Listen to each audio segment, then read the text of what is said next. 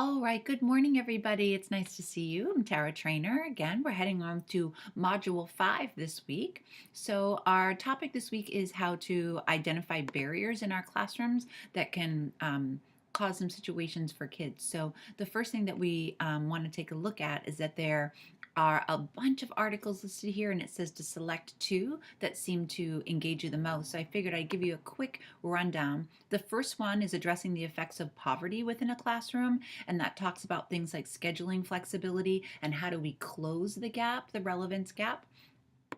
The second article talks about eliminating barriers to learning, and this talks specifically about mental health issues and our SEL programs that we use within our classrooms and how to create a healthy learning environment. The third article on the list talks about meeting the needs of all students. It's a great article that talks specifically about physical disabilities, emotional disabilities, learning disabilities, ADHD, and how all of that can impact the students in the classroom, and that how UDL is really designed in order to help all kids to be successful in a classroom. The fourth article is really beautiful. You can look at the pictures here about it's from the Netherlands, and it talks about using activity-based learning to eliminate some barriers that occur in classrooms. The fifth article talks about specifically 5 ways to help your students overcome learning barriers, and they are specific to UDL: provide context and relevance, debriefing constantly, using enabling language, provide and model opportunities for kids. And of course, the idea of in a UDL classroom, we are a guide by the side so that kids take the lead in their education.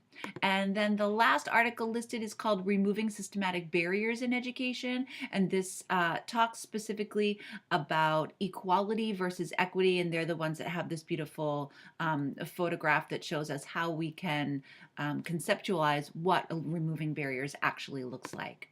When I head back into the module, there's also 2 more articles down below. You choose one of those that talk about the systematic barriers that are actually a little bit bigger that within our classroom, larger district-wise, that might be causing a problem as well. So our assignment this week is short and sweet. It talks specifically about listing all the possible barriers that the students might have within your classroom, and then discussing and reflecting how we can eliminate these barriers.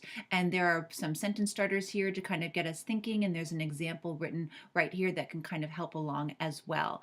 And of course, you can post your reflection. You can write it, you can draw about it, you can send a video or an audio. It's completely up to you. So I hope everyone's having a wonderful week of school, and we'll talk to you later. Bye.